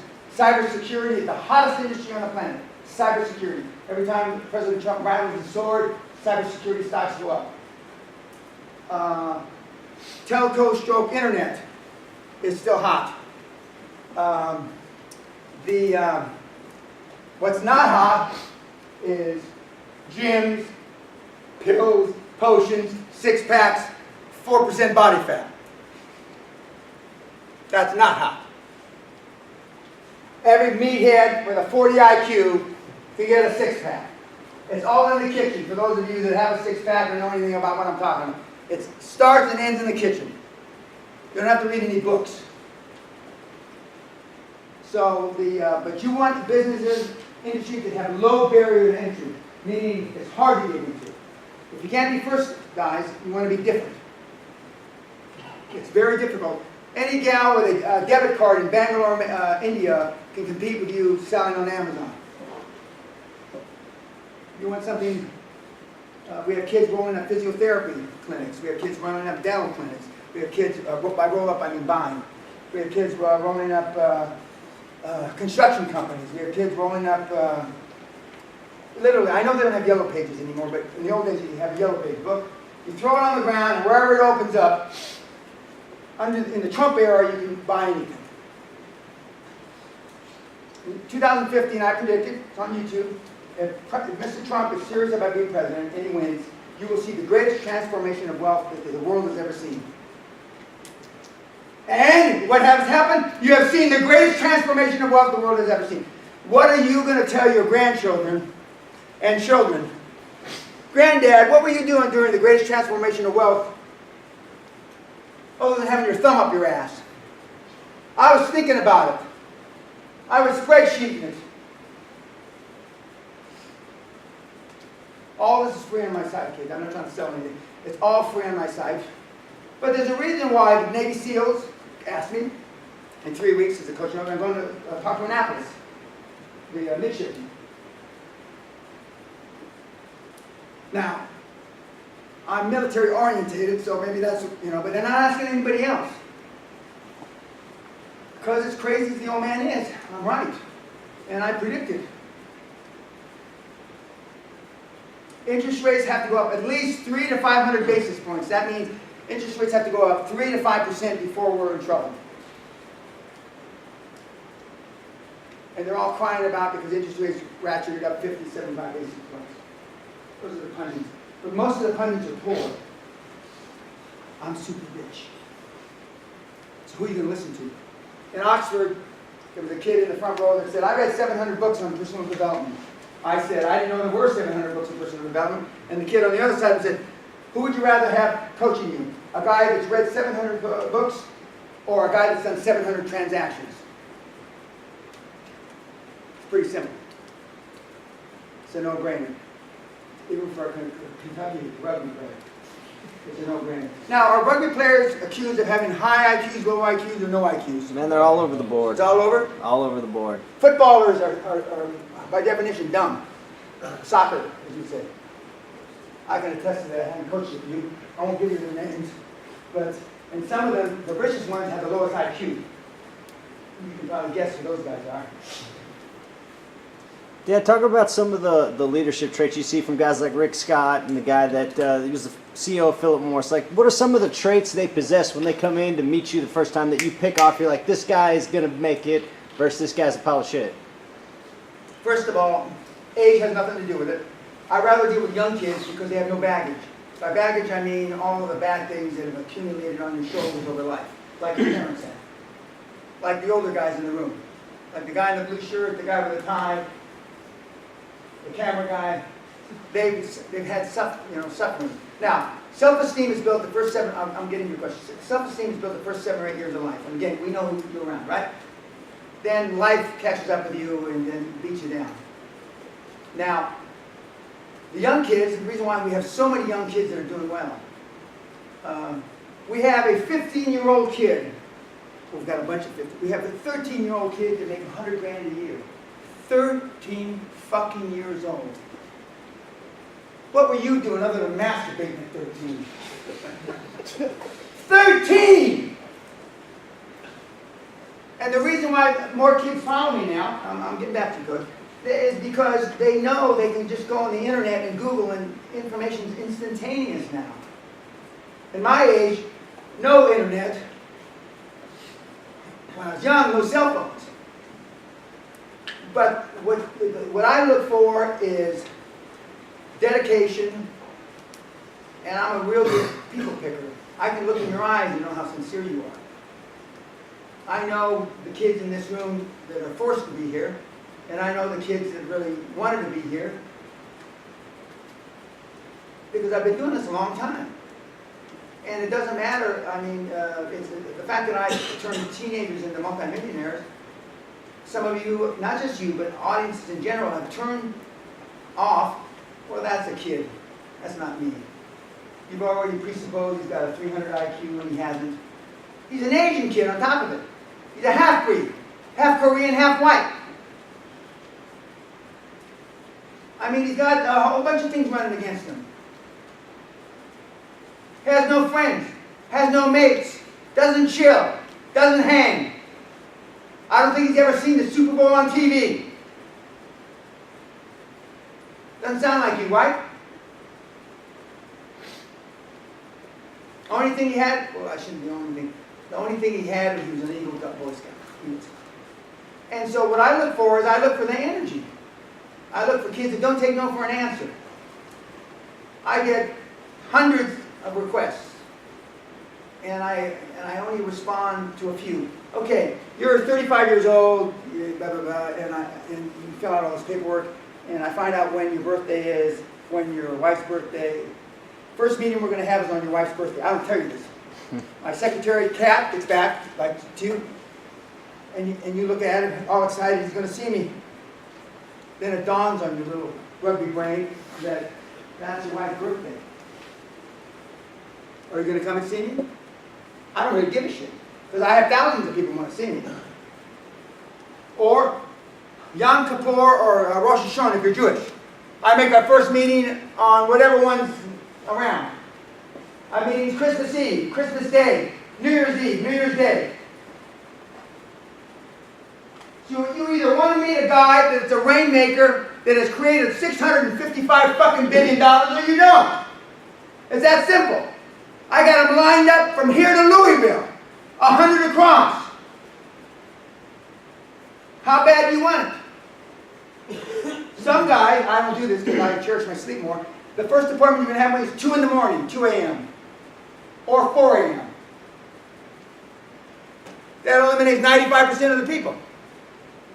Yet, when the ones that are really sincere,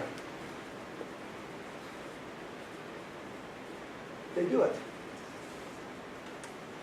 I was privileged to be around some of the great minds and wealth creators in the last 50 years.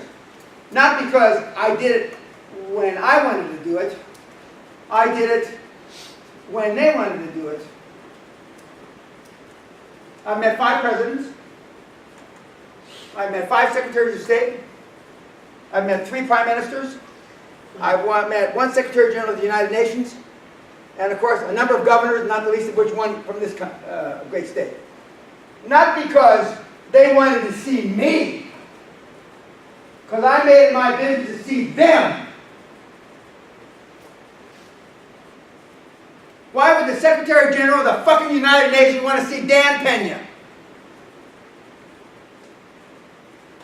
I'm sure to this day he's probably asking himself, what the fuck did I meet with him for?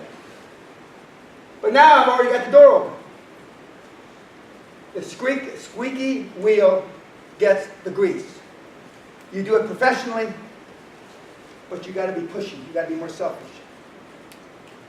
Most snowflakes melt under pressure, and they're too nice. You have friends of yours that talk shit, right? You know they're talking shit, but you don't say you're full of shit. Tacit approval is an evil. Tacit approval is you talk shit to me. I'm your buddy, and I know he's full of shit, but I don't call him, hey, you know that's bullshit. I just listen. Or God forbid I nod my head. Then he goes to the next meathead and says, Dan, he likes the idea. Then you go to the next 3 meatheads, and all I did was sit and listen. Tacit approval is an evil. And that's normally how you've been raised. Your parents would rather give you tacit approval than argue with you. Because if you don't think raising kids is a bitch, you don't know. There's several things in life I wouldn't do again. One of which is have kids. And we love our 3 children. All millennials. But our millennials are like Genghis Khan, Attila the Hun, and Adolf fucking Hitler compared to you kids.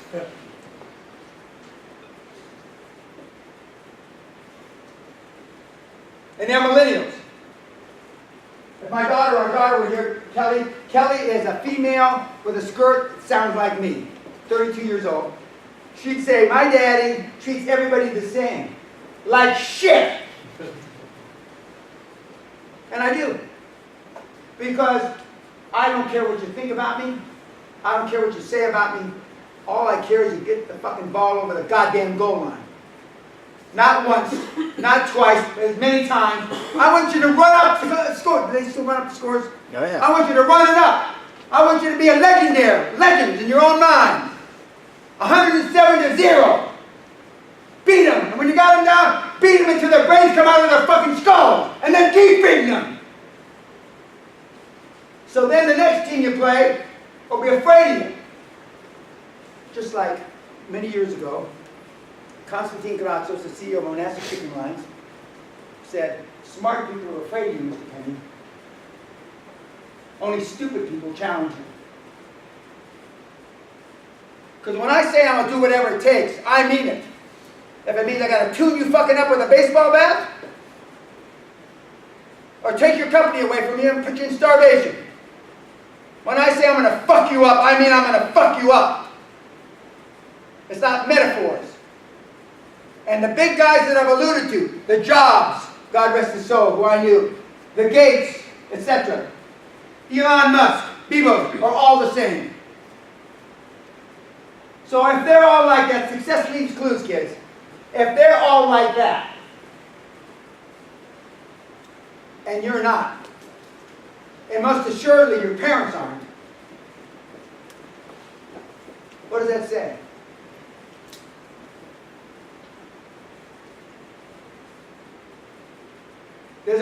had the Navy SEALs call me. You know who Jocko is, right? They didn't call fucking Jocko, the little Neanderthal cretin. They called me. By the way, Jocko's this tall. Brian Rose is this tall. All those guys are about this tall. They all got Napoleon complexes. The Naval Academy called me to pump resolve up the ass of the young guys. Now, I'm going to be Prime Minister of the UK someday. I get to be a UK citizen in how many years? 3 years. I'm going to sit for Parliament in Angus, Scotland. I'm going to win. I'm going to challenge the incumbent party. And I'm going to be fucking Prime Minister in my 80s. Now, is that a big, bodacious goal? From a wetback, you fucking ain't right. But you will never exceed your highest expectations. And then I'm going to go to war. I'm going to do like Hitler did. Metaphor. And when I tell people in the audience, you ought to blow your brains out, I got to say metaphorically, because my lawyers say, Dan, we've had some attempted suicide. I know you're not going to be one because you're going to get a free meal. I know you won't be killing yourself here. Okay? Yes, sir. I have a question. I know you, sir, made a lot of money early in your life with... Well, not as young as you. I mean, I have kids as young as you kids, but I wasn't that young. Go ahead. and the coal mining industry and... Amen! For Kentucky coal. Yes, sir. I was just wondering, this might be a personal question, but what would you say is the future of investment? Where do Now, you sound like New Zealand, Australia? South Africa. South Africa. Yes, sir. African blood in you? Yes, sir. Oh, fucking Nazi blood! Okay, so what's the question again? The question was just about if you had any recommendation on where do we invest one day? Oh, no. You buy companies and sell. It's easier to buy revenue than create it. Okay, for those of you that have parents that had a business, first 50,000 in revenue, okay, is geometric growth. From 0 to 50,000 geometric. The next 50,000 from 50 to 100 is geometric growth. But then what happens is you start playing not to lose instead of playing to win. It's easier, infinitely easier to buy revenue, buy companies, than taking the risk to start from scratch. So you would buy revenue. I have a young African kid named Manelli, black kid, 38, 39 years old, already super wealthy. He's building a conglomerate, and he's on television, South African TV, which I don't know what that means. And he says, in 4 months, I made 5 times more money than I made in 18 years following Dan. He's an ex-rugby player, come to think of it. Little shit. He's about this wide. His arms look like legs. But guys, the world is your oyster. It's there for the taking in a moral, ethical, legal way. There's another question. Yes, sir. You've been known to be one of Tai Lopez's supporters, and my question for you is, what is your take on his dropshipping and other online... No. Tai Lo has supported me. I think most of his products don't make sense. Yeah. And Tai recommended me, but I tell the truth. By the way, Tai is this tall. He's not a Mexican. He does not own that house. I know the people that he rents the house from. He does not have a Ferrari. He does not have any of those cars. It's called product placement. Ferrari lets him use the car because he's driving a Ferrari. McLaren lets him use them. You understand what I'm saying? Product placement? Okay. Most of the guys out there, though, they do not own those things. Somebody else has allowed them to use them. That house, I know the owner of that house. Funny enough. Was there a question? Yes, ma'am. So performance psychology. You talked a lot about your performance psychology philosophy coming from a dislike of the coach, and so you alluded to guys like Bobby Knight, and so to make it more relatable to these guys, Coach Cal, Coach K at Duke. I don't know them. Sorry, so Coach Cal is the basketball coach here. Oh, okay. Not The guy really saw well, last night that thought it was Jesus Christ. Yeah, so Okay. philosophy here at UK is one and done athletes. We don't keep guys pretty much past their sophomore year. But in your ebook, you alluded to a philosophy of John Wooden. So Oh yeah, I happen to knew John. yeah, so And John is a softer, kinder, but he's one of the, I won't say the only, but he's one of the 2 or 3 guys that have used a softer, kinder approach that have been super successful. yeah, so he was more about raising young men as opposed Correct. to raising basketball Yes, players. ma'am. So again, I'm curious as to which you talked about. And so quoting 1 foot in the ass, 1 foot in the mouth, as to which approach you. No, I'm not a John Wooden. I'm not. There's only one John Wooden, and I'm not anywhere near, as accomplished. So which style? Which style? My of coaching style is the philosophy? Bobby Knight, Woody Hayes. If you say the basketball guy here, Yeah. So yield. I'm hard yourself. ass. I'm hard ass. I hold people accountable. I would throw if we were a basketball player and you were scoring 40 points a game, and you did something I didn't like, I'd throw you off the team. I don't give a shit. I don't care what the donors say. I don't care what anybody says. I'm a hard ass because I tell kids, if we were in combat, mistakes cost lives. Failure's not an option in my organizations. Never. I run them like a combat SEAL team. I.e., not a SEAL. They pick me because they know the mentality. And you must be the lady shrink, right? I'm not a shrink. Oh no, but I mean something like that. Yeah. And my generation would rather eat turds than go to a shrink. I would rather have diarrhea flopping in my mouth. My generation. I'm not saying your generation. My dad suffered from battle fatigue from World War II, Korean War. He had nightmares till he died at 91. Never complained. Drank a lot. My dad smoked 4 to 6 packs a day from the time he was 18 to 88. He died in 91. He drank 1 to 1.5 bottles of vodka a day and 2 bottles of wine every day for 65 years. His brother never smoked or never drank, outlived him 3 years. And if my dad was standing right here, he'd say, piss on it, I'll give him 3 years. He didn't have any fun. I'm a hard ass. I'm a hard ass. No question about it. When I was going through Ranger training, they don't do this anymore.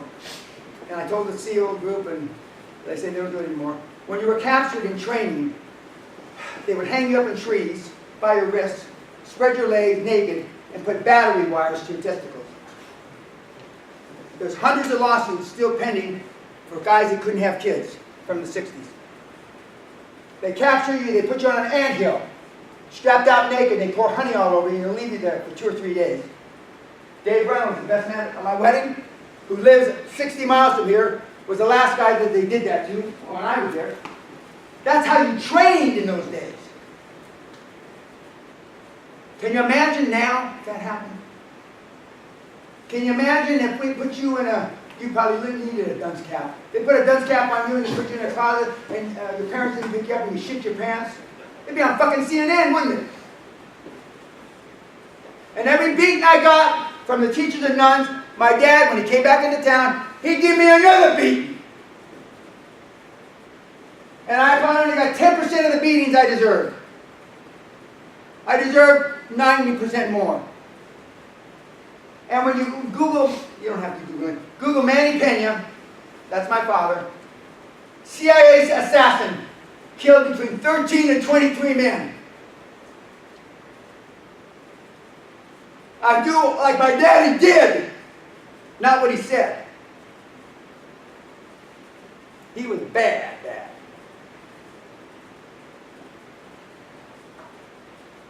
We have a snowflake test.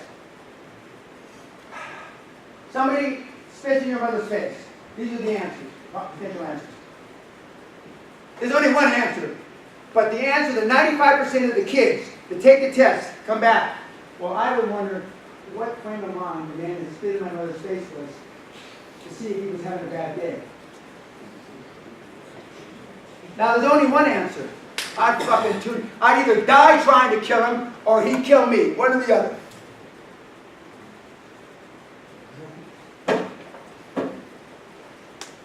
My cousin Ronnie, God love him, when we were 15 years old, and I'm not suggesting this, but this is where I come from. 15 years old, stabbed the guy 17 times for telling him his girlfriend had a big ass.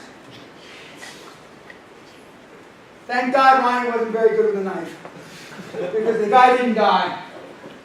And my dad was a big-time cop and put him away in a reform school for 4 or 5 years.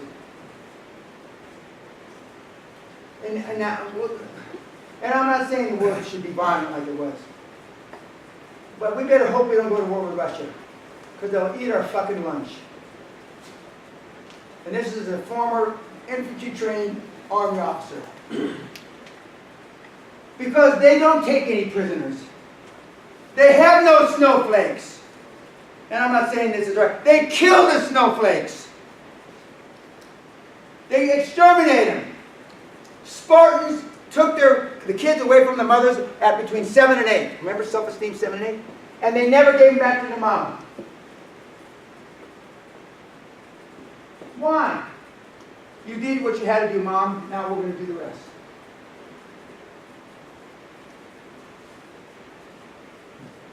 I went to a 2-day funeral a year or so ago. I didn't know they had 2-day funerals. And 2 of the guys at the funeral were known me since I'm 10, 11 years old. And they were really tough. I thought I was tough. They were really tough. But now they're all grandfather and pudgy, you know. And we were talking like some of the stories I told you, and their grandkids said, Grandpa Walter, is Mr. Pena telling the truth? And Walter said, they just burst into tears from a fucking story. And then Howard would say, and Dad carried a gun. Retired policeman, CIA, oh, he still carry a gun. They can't anymore. It used to be. You can still pack in Kentucky. Praise the Lord and pass the ammunition. When I was here, they had Winchesters in the back windows and had 2 or 3 boxes of shells. Any other questions? Yes, sir. So you kind of talked about how you didn't really look for baggage on people. It seems like a lot of your life, your baggage actually helped propel you where you were. I'm one in a billion. Okay. Most people, it deteriorates. If you had been kept in a closet, you shit your pants, you'd never forget about shitting your pants. I shit my pants so many times, I can't remember how many times. I got so many beatings, I can't remember. It made me stronger, because when I go to my mother, no, that's all right, let's not tell Dad about this. She didn't say this, but your dad's going to think you're a wussy, weenie wimp. I never complained. So when I got off to the Army and went to Ranger training and all this tough stuff I went through, I thought it was like a country club existence. Although my dad never put battery wires to my balls, but he certainly gave me a goddamn beating. Nobody in the military gave me as good a beating as my dad did. And look at me now. I'm still not as much twisted steel, but still full of panther piss. And again, that's why the SEALs call me. And I'm going to a Delta group. You made me think of it when you mentioned it. Delta group out in California in January. A secret thing. They're going to be deployed. I don't know whether they're going to be in the moon or someplace. But you have baggage already. I can tell you, you had things that you carried with you. But I can't help you from before today. But moving forward, you're a clean slate. Like I think the card said, tabula rosa. You're a clean slate. And I'm not everybody's cup of tea. They're never going to call me back to Oxford, University of Toronto, and a lot of the great schools I taught at. Because the establishment infringe upon their sensitivities. I don't give a shit. You have no idea what you can do if you act like you're fearless. If you don't care what people think. And that doesn't mean go out of your way and do bad things. But for some of you, I mean, I don't understand how people can be bullied on Facebook. It's beyond my comprehension. I know it happens. People die over that. I go to their house and I kick their teeth in and drag them in the street and run over them. Be one act of bullying. One. Not me go to jail for it. But you probably know people that have been bullied. Sally, when she was going to school, she had a bully. How did you settle your bullying with a girl who was bullying you? Knocked her in the mouth, knocked her down. That's normally the cure for bullying. Now, I know that bullying, in the soccer or football, I mean, there's guys that get away with all kinds of crap. And I assume that maybe in rugby it's the same. Some people are professional actors instead of professional rugby players. But guys, you have the rest of the world, I mean, you have no idea. You're going to think back upon this talk 20, 30 years from now, and hopefully not many of you will say, I wish I had listened to that old stuff. And if my kids were standing here, my kids don't understand why you need an old man like me to be screaming at you. Because they live it. But they're millennials, but they, in no way, shape, manner, or form do they even resemble a millennial. Although they're from 32 to 36 in age. My daughter being the youngest. But there's so many opportunities out there. And for those of you that, you play here at Kentucky, and Kentucky is a generous state. And the alumni, you go into joint ventures, and go in mining, and go to car dealerships, there's all kinds of opportunities out there. I was involved with Texas A&M about 30 years ago. Unfortunately, they were giving the kids money and cars, and you're not supposed to do that. And the UCLA, I've been involved with alumni. And alumni, they're generous people for the most part. You got to put up with bullshit from time to time, but they're good people in Kentucky. I'm very partial to Kentucky, otherwise I wouldn't be here. A good portion of my net worth I made in the hollers, as they say. And the Kentuckian guys and gals, because I talked to them just like I'm talking to you.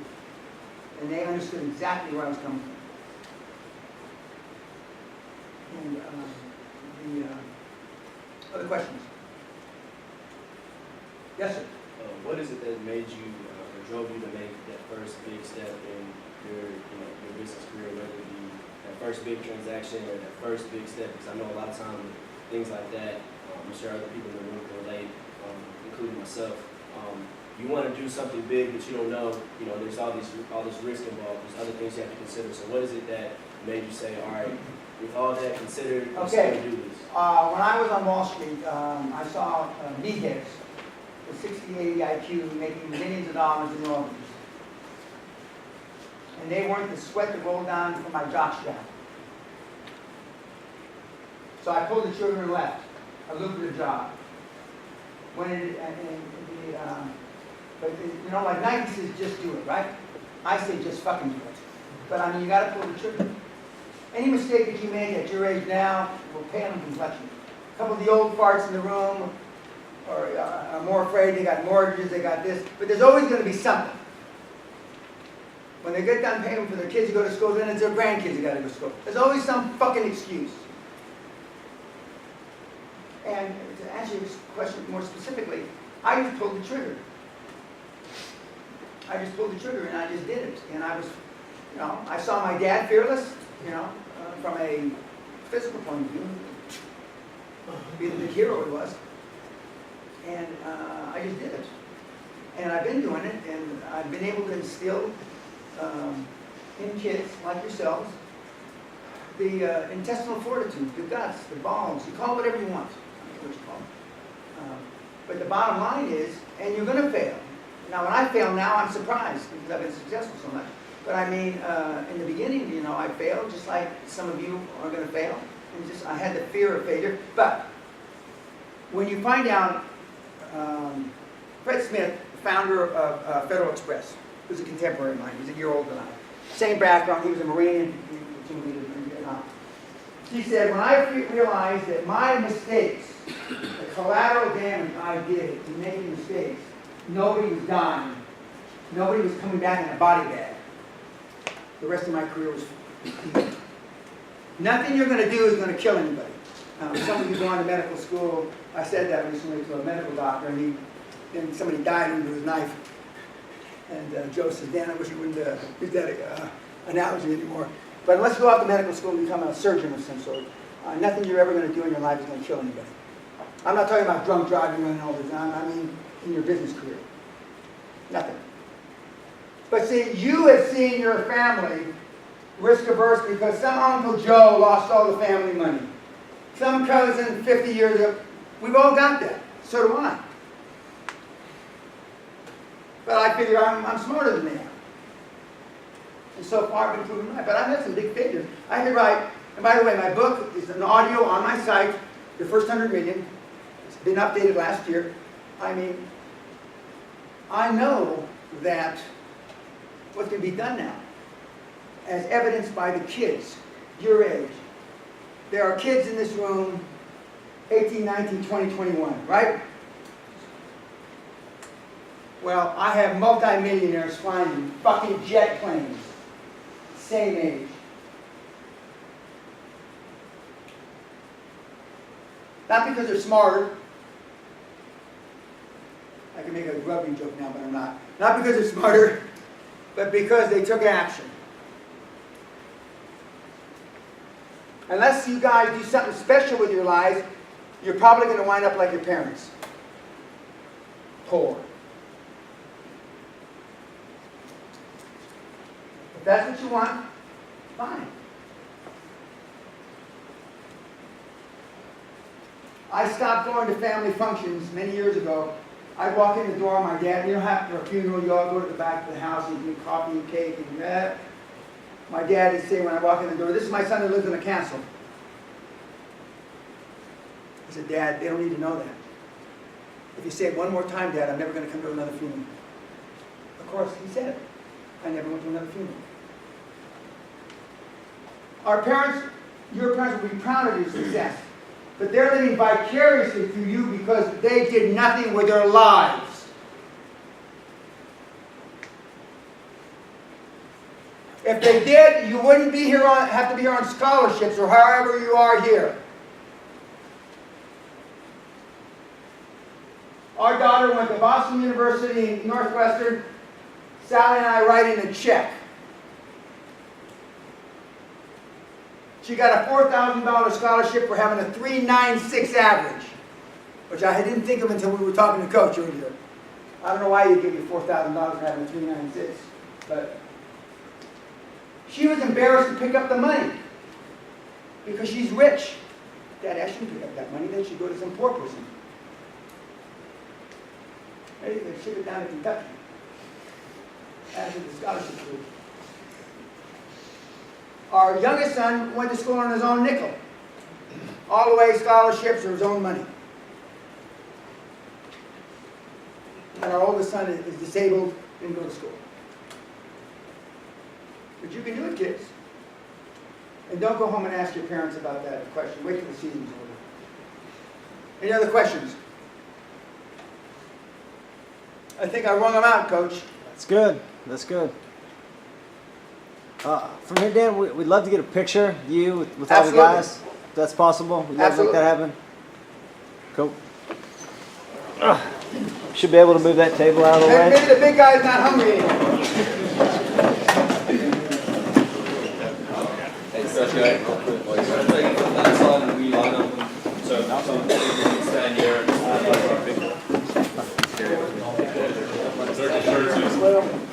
tell the guys go to the floor. Go in and tell the guys stand here.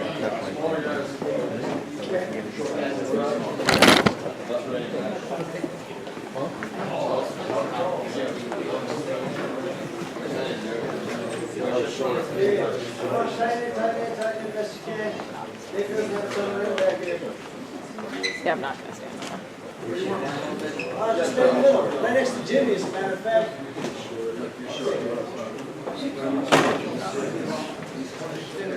Let's go bring it kind of turn a little sideways, Dylan. A little sideways, a little sideways.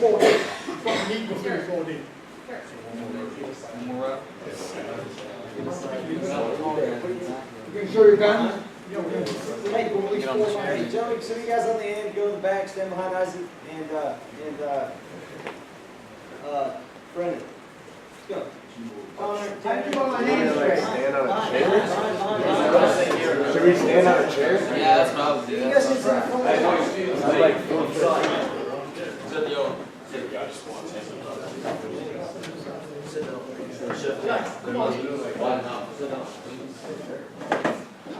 Boss in South Africa.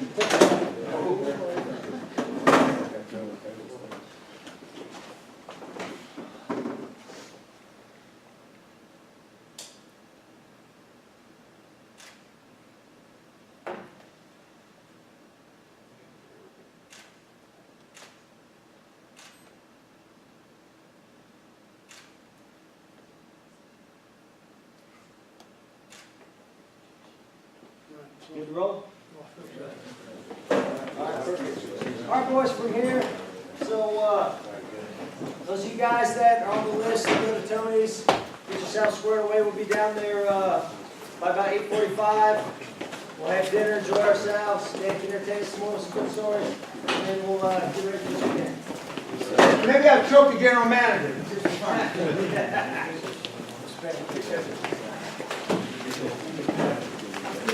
Yeah, I'll see you. I'm going to study.